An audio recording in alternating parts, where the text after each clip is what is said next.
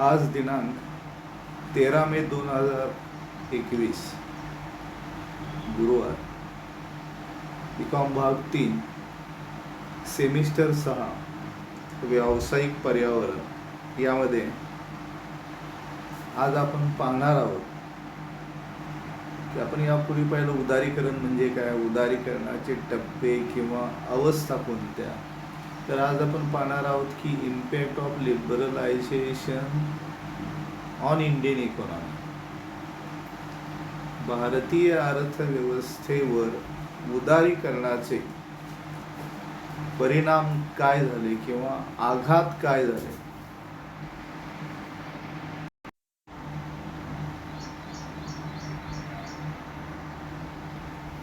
उदारीकरणाचे जे परिणाम आघात झाले त्यामध्ये त्याचे दोन भाग परिणामांचे करता येतात. एक म्हणजे अनुकूल परिणाम आणि दुसरे प्रतिकूल परिणाम. उदारीकरणाचे काही चांगले परिणाम झालेले आहेत आणि काही प्रतिकूल परिणाम झाले. त्यामध्ये चांगले परिणाम कोणते, अनुकूल परिणाम कोणते. Which are the favourite impacts of liberalization on Indian economy. These are the favorite impacts or merits of liberalization on Indian economy. First is food grains, not good grains, food grains. अन्नधान्याचे उत्पादन वाढले. Increase in food grains. उदारीकरणाच्या धोरणामुळे भारतीय अर्थव्यवस्थेमध्ये नवनवीन सुधारित बियाणांचा वापर सुरू झाला. त्यामुळे सुधारित वाण संशोधन करण्यात आले. त्याचं सार्वत्रिक त्या वाणांची लागवड केली, लोकांनी ते स्वीकारली. त्यानंतर उदारीकरणासाठी शेतीच्या उत्पादन वाढीसाठी विशेषतः अन्नधान्याच्या जे नवीन वाण आहेत ते स्वीकारण्यात आले. तांदूळ आणि गहू हे भारतातील मुख्य अन्न पिके आहेत. या दोन मुख्य अन्न पिकांच्या मध्ये मोठ्या प्रमाणावरती सुधारित वाण, संकरित वाण शोधण्यात आले. भारतीय परिस्थितीमध्ये ते कसे वाढतील किंवा भारतीय परिस्थितीला अनुकूल असणारे वाण या देशामध्ये शोधण्यात आले. त्याला आवश्यक असणारी इतर साधनं पुरवण्यात आली. रासायनिक खते, सुधारित बियाणे, त्यानंतर पाणी पुरवठा, इरिगेशन, जलसिंचनाच्या सोयी सुविधा, मोठमोठी धरणं बांधण्यात आली देशात.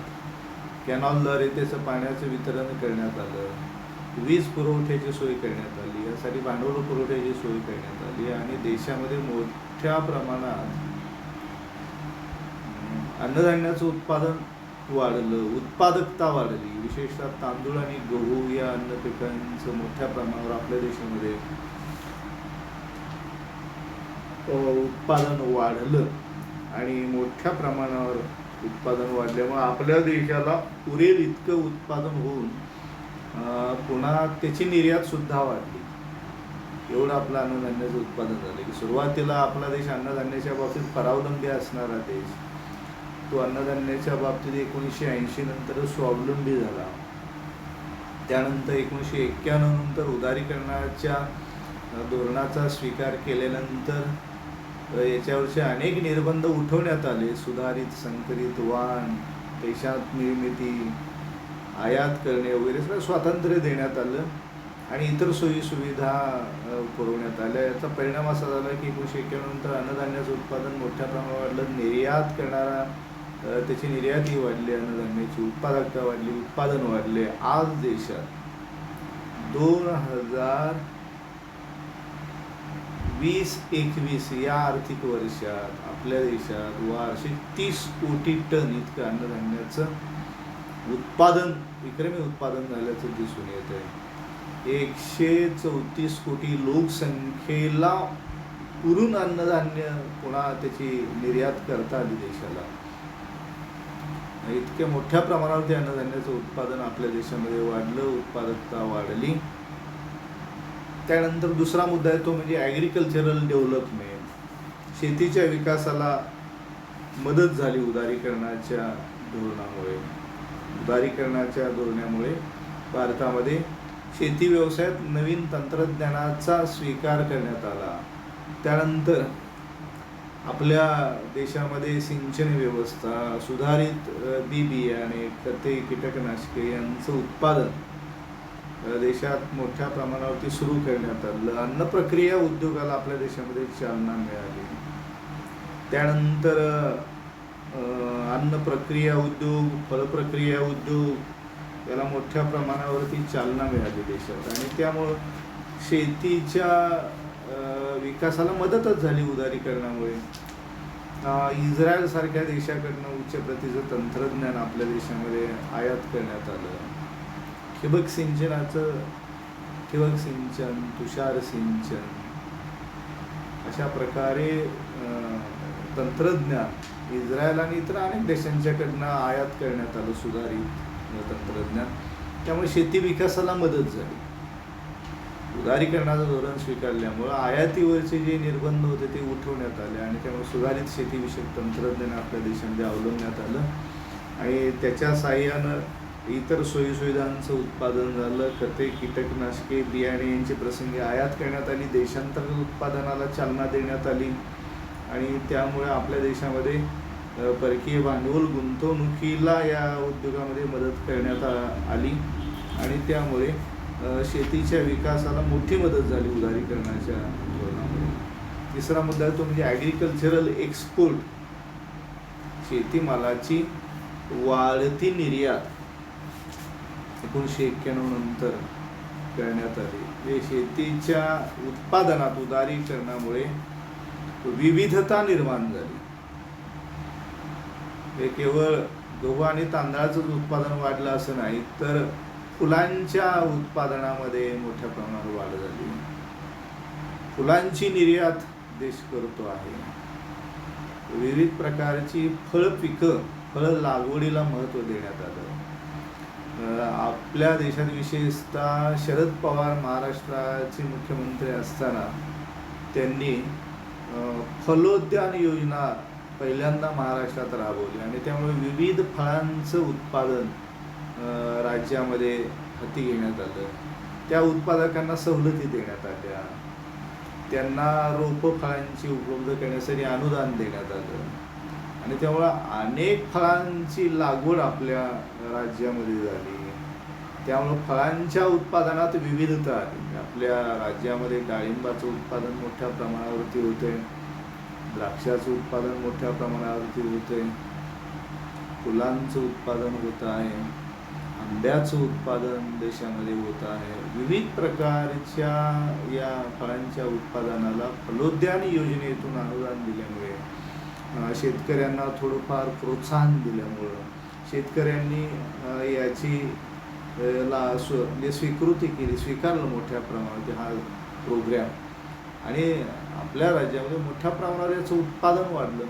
आपल्या देशातही उत्पादन वाढलेलं आहे, की शेतीमालाचं उत्पादन वाढलं आणि त्याची निर्यात होते आहे. द्राक्षाची निर्यात मोठ्या प्रमाणात होते आहे. आज आंब्यांची निर्यात होते आहे. हापूस आंबे, राज्यातील हापूस आंबे चीनला गेल्या वर्षी गेले, चीन या देशामध्ये गेले. त्यानंतर अमेरिकेमध्ये हापूस आंबे मोठ्या प्रमाणावरती जात आहेत. त्याचं GI मानांकन करण्यात आलेलं आहे हापूस आंब्यांना, आणि त्यामुळं त्याची निर्यात वाढलेली आहे. कांद्याची निर्यात होते आहे. तांदूळ गव्हाची तर निर्यात होतेच आहे. त्याचबरोबर फुलांचीही निर्यात होते आहे. विविध भाजीपाल्यांची, फळांची निर्यात आपल्या देशातून होते आहे. दूध पावडरची निर्यात आपल्या देशातून होते. दुधाचं उत्पादन आपल्या देशामध्ये मोठ्या प्रमाणावरती होते. दुग्धजन्य पदार्थांचीही निर्यात होते आहे. काजू गर याची निर्यात आपल्या देशातून होते. विविध प्रकारची फळे, भाजीपाला, त्यानंतर काजू गर, फुले, दुग्धजन्य पदार्थ यांची निर्यात वाढली. कारण याच्यावरती असणारे अनेक बंधने आणि नियंत्रणे सरकारने दूर केलेली आहेत, अनावश्यक नियंत्रणे निर्यातीवरची दूर केल्यामुळे निर्यात वाढीला मोठ्या प्रमाणावरती अनुकूल वातावरण निर्माण झाले. त्यामुळे देशात मोठ्या प्रमाणावरती शेती उत्पादनांची निर्यात झालेली आहे. साधारणतः 5 लाख कोटी रुपयांची शेती व संबंधित उत्पादनांची निर्यात आज आपल्या देशातून होते आहे. आणि त्यामध्ये केवळ अन्नधान्याचा वाटाच जवळजवळ वार्षिक 1,50,000 कोटी रुपयांचं अन्नधान्यच निर्यात केलं जाते. त्यानंतर इतर निर्यात मोठ्या प्रमाणावरती होते. जवळजवळ साधारणपणे 5 लाख कोटी रुपयांच्या शेती उत्पादनाची निर्यात आपल्या देशातून होते आहे. शेती मालाच्या वाढत्या निर्यातीसाठी उदारीकरणाचे धोरण मदतकारक ठरले आहे. त्यानंतर परवानामुक्त औद्योगिक धोरण स्वीकारलं, लायसन फ्री पॉलिसी. परवानामुक्त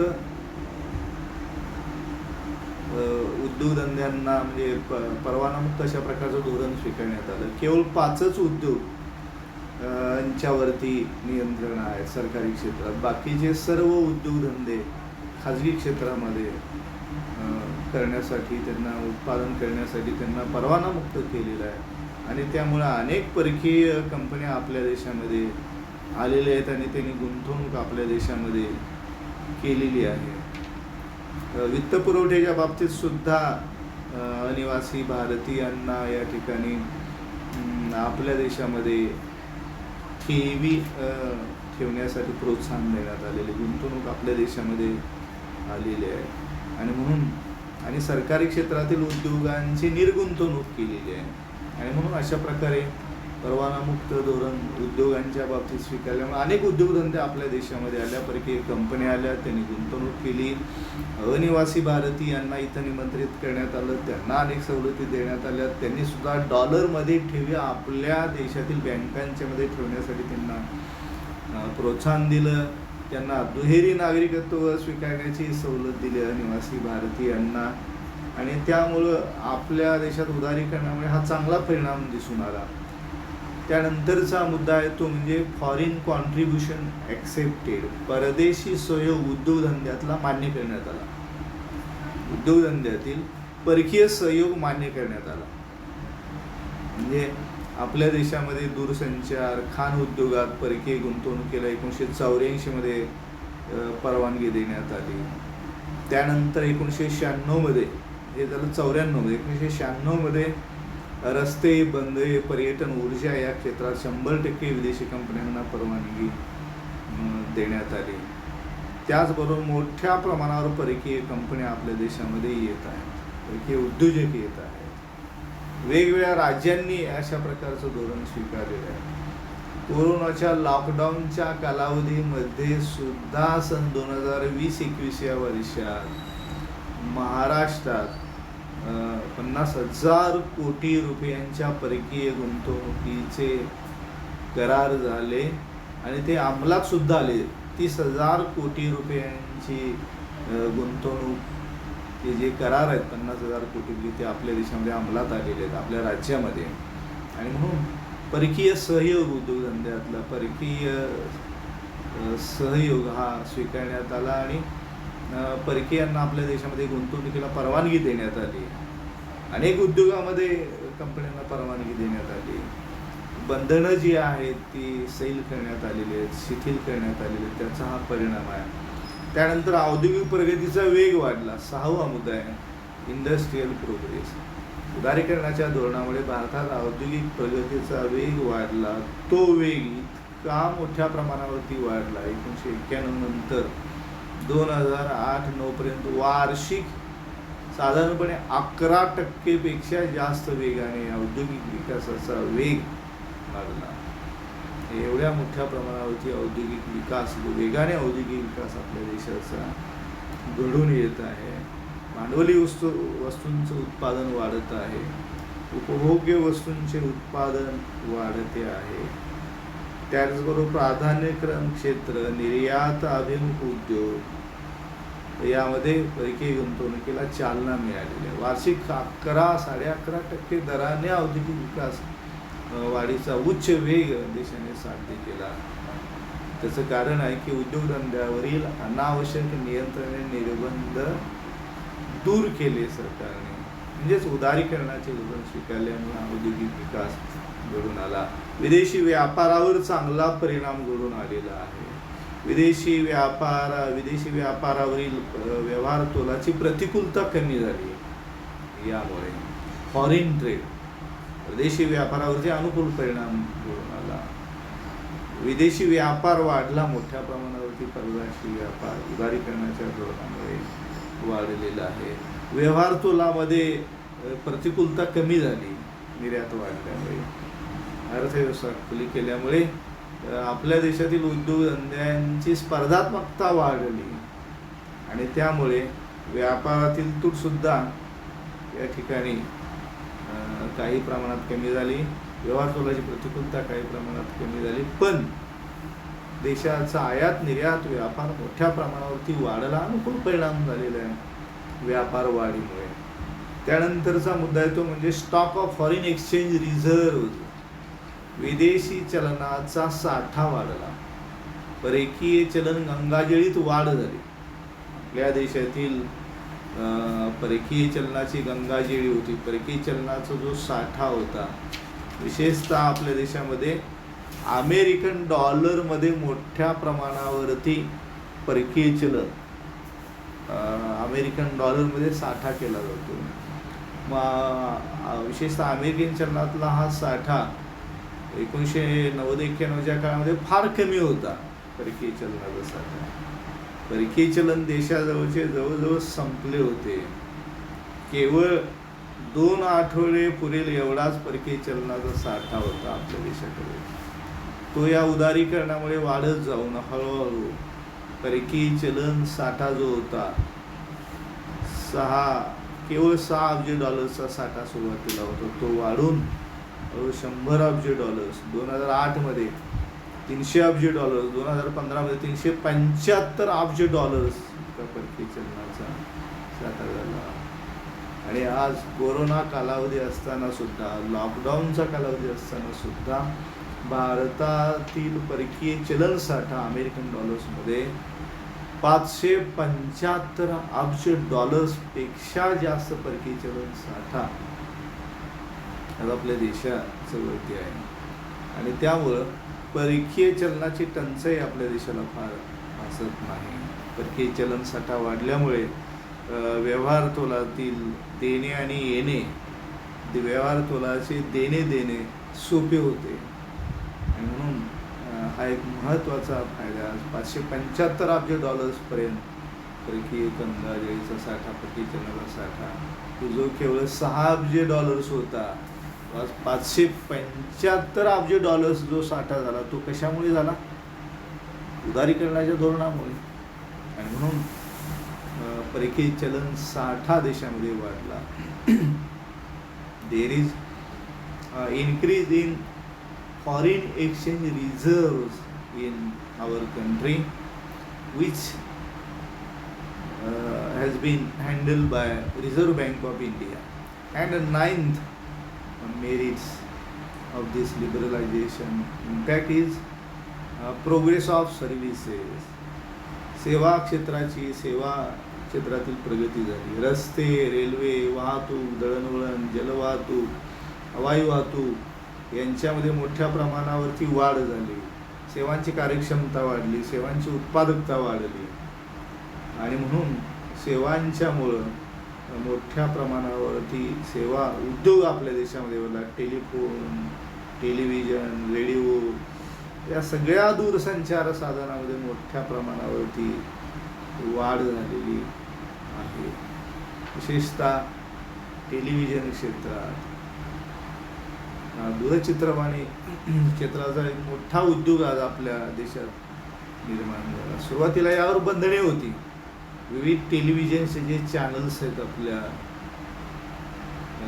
देशामध्ये, ते या उदारीकरणाच्या सुरुवातीच्या टप्प्यात प्रायव्हेट चॅनल्सच नव्हती आपल्या देशामध्ये. आणि मग गोएंका यांनी पहिलं जी जी टी व्ही चॅनेल्स काढला आणि मग त्यांचा उद्योग वाढला, विस्तार वाढला. मग वेगवेगळ्या प्रादेशिक भाषात त्यांनी जी टी व्हीचे चॅनल्स काढले, इतर अनेकांनी काढले. आणि या टी व्ही मराठी भाषेतील टी व्ही चॅनेल्सचा धंदा व्यवसाय वार्षिक सध्या हजारो कोटी रुपयांचा. केवळ मराठी चॅनेल्सवरील मालिकांचा व्यवसाय जो आहे, बिझनेस जो आहे, एकूण वार्षिक आज 2020-21 मध्ये साधारणतः 5,000 कोटी रुपयांचा वार्षिक व्यवसाय नुसत्या मराठी चॅनेल्सचा. असं एक देशात कितीतरी प्रादेशिक भाषा आहेत, या सगळ्या भाषेतील चॅनेल्सचा हा जो बिझनेस आहे हा अक्षरशः लाखो कोटी रुपयांचा आहे. हा मनोरंजन उद्योग, चॅनेल्स वाहिन्यांचा उद्योग गेल्या 20-25 वर्षातीलच त्याची वाढ आहे. आणि ही वाढ होण्यासाठी उदारीकरणाचे धोरण कारणीभूत ठरले.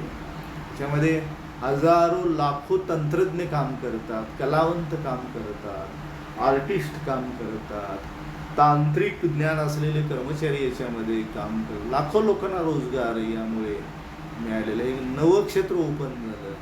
कशामुळं? उदारीकरणाच्या धोरणामुळे. खाजगी क्षेत्राला यात प्रवेश देण्यात आला आणि यामुळं खाजगी क्षेत्राने या चॅनेल्सच्या वाहिन्यांच्या क्षेत्रात मोठ्या प्रमाणात व्यवसाय वाढवलेला आहे की जो आज लाखो कोटी रुपयांच्यामध्ये ही वाढ केवळ 30 वर्षातील आहे. म्हणून उदारीकरणाचे असे अनेक फायदे अर्थव्यवस्थेवर झालेले आहेत, अनेक अनुकूल परिणाम झालेले आहेत अर्थव्यवस्थेवरती. सेवा क्षेत्र मोठ्या प्रमाणात वाढलेलं आहे. माहिती संचार, दूरसंचार, दळणवळण क्षेत्रामध्ये खाजगी क्षेत्राला वाव दिला आणि त्यामुळे मोठ्या प्रमाणावरती विविध सेवांचं क्षेत्र अर्थव्यवस्थेत वाढलेलं आहे. असे हे अनेक अनुकूल परिणाम उदारीकरणाचे आपल्या देशातल्या अर्थव्यवस्थेवरती झालेले आहेत. अन्नधान्याचे उत्पादन वाढलेले आहे. देश निर्यात एक मोठा निर्यातदार देश म्हणून तो आपला देश पुढे आलेला आहे अन्नधान्याच्या उत्पादनाच्या बाबतीत. शेतीमालाची विविध निर्यात वाढलेली आहे. उद्योगांना परवानामुक्त धोरण केलेलं आहे. त्यानंतर परकीय सहयोग मान्य केला अर्थव्यवस्थेत. परकीय कंपन्यांना आपल्या देशामध्ये प्रवेश देण्यात आला. औद्योगिक विकासाचा वेग वाढला. वार्षिक 11-11.5% एवढ्या वेगानं वाढला की जगात औद्योगिक विकासाचा वेग त्या काळात जगात भारताच्या औद्योगिक विकासाचा वेग सर्वाधिक होता. हा एक उच्चांक आहे. आणि म्हणून यावरती टीका करण्यात आली. खाजगीकरण, उदारीकरण आणि जागतिकीकरणाचे धोरण स्वीकारल्यानंतर अनेकांनी या धोरणावर टीका केली होती की हे धोरण भारताला पाठीमागे नेईल, या धोरणामुळे भारतात बेरोजगारी वाढेल, या धोरणामुळे भारतातील उद्योगधंदे बंद पडतील आणि भारतात विषमता वेगानं वाढेल, गरीब लोकांच्या अर्थव्यवस्थेतून उच्चार करून कामगारावर प्रतिकूल परिणाम, असे अनेक दुष्परिणाम सांगितले होते. प्रत्यक्षात ते तेवढे दुष्परिणाम, ती तीव्रता ते नाही, त्याचे अनेक चांगले परिणाम घडून आले. याकडे आपल्याला दुर्लक्ष करता येणार नाही. आणि म्हणून प्रधानमंत्री नरसिंह राव यांनी 1991ला जे आपल्या देशामध्ये नवे आर्थिक धोरण स्वीकारले त्यातला हा एक भाग आहे उदारीकरणाचे धोरण.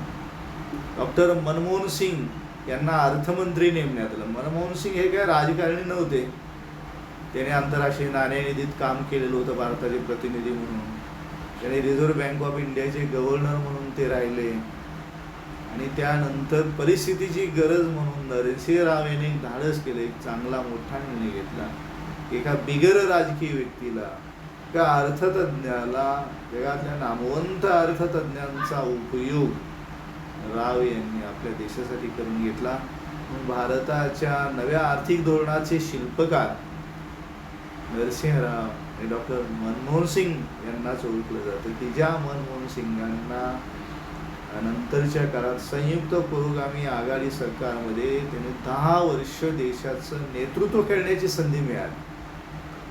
की ज्या अर्थतज्ञांनी देशाला एका आर्थिक संकटातनं बाहेर काढलं, त्याच व्यक्तीकडं, त्याच अर्थतज्ञाकडे देशाची सूत्र गेली. 10 वर्ष त्यांनी देशाचं प्रधानमंत्रीपद सांभाळलं या काळात. त्यामुळं मोठ्या वेगानं देशाचा आर्थिक आणि औद्योगिक विकास झाला. देशाची महासत्ता बनण्याकडे वाटचाल सुरू झाली असं जे म्हटलं जातं ते डॉक्टर मनमोहन सिंग यांच्या या प्रधानमंत्रीपदाच्या काळात खूप मोठ्या प्रमाणात प्रोत्साहन मिळालं. विविध क्षेत्रात देशाची प्रगती मोठ्या प्रमाणावरती झाली मनमोहन सिंग यांच्या कालावधीमध्ये. आणि म्हणून आत्तापर्यंत त्यावेळेपासून ते आज अखेरपर्यंत हे उदारीकरण, खाजगीकरण आणि जागतिकीकरण या 3 संकल्पना जुळ्या संकल्पना आहेत. त्या काय परस्परांपासून फार वेगळ्या काढता येत नाहीत. त्यांच्यामध्ये अर्थाच्या दृष्टीनं सूक्ष्म फरक आहे, पण या तिन्हींचा परिणाम एकच आहे. रास्ते तो अलग है लेकिन मंजिल तो एक ही है. खाजगीकरण, उदारीकरण आणि जागतिकीकरण या 3 संकल्पना अर्थव्यवस्थेला मुक्ततेकडे घेऊन जातात. फ्री इकॉनॉमी, मुक्त अर्थव्यवस्था, खुली अर्थव्यवस्था हे ध्येय आहे. हे ध्येय साध्य करण्यासाठी हे 3 वेगवेगळे रस्ते आहेत: उदारीकरण, खाजगीकरण आणि जागतिकीकरण. रास्ते तो अलग है लेकिन मंजिल तो एक ही है असं म्हणतात. की या 3 संकल्पना म्हणजे जुळ्या बहिणी आहेत. उदारीकरण, खाजगीकरण आणि जागतिकीकरण ना या जुळ्या संकल्पना, जुळ्या बहिणी आहेत असेही म्हटलं जातं. या तिन्हींचा उद्देश एकच आहे: देशाची अर्थव्यवस्था खुली करणे, मुक्त करणे. उदारीकरणाच्या अर्थव्यवस्थेवरती जी टीका करण्यात होती 1991ला सर्वांच्याकडनं, याचे धोके दाखवले जात होते की अर्थव्यवस्था याच्यामुळे पाठीमागे जाईल, बेकारी वाढेल, भारतीय उद्योगधंदे बंद पडतील, देशाचं नुकसान होईल, अशी जी भीती घातली जात होती ती काय भीती खरी नव्हती हे या धोरणानं दिसून येते. म्हणून या नव्या आर्थिक धोरणाचे शिल्पकार डॉक्टर मनमोहन सिंग याच्यामुळे आपल्याला आज दिसून येते की या उदारीकरणाच्या धोरणाचे अनेक चांगले परिणाम अर्थव्यवस्थेवरती झालेले आहेत. जसे चांगले परिणाम झाले, जसे अनुकूल परिणाम झाले, तसेच काही प्रतिकूल परिणाम सुद्धा झालेले आहेत. हे नाकारता येत नाही. जसे फायदे झाले तसे काही तोटे सुद्धा झाले. ते आपण नंतरच्या व्याख्यानाच्या वेळी आपण पाहतो आहोत. धन्यवाद.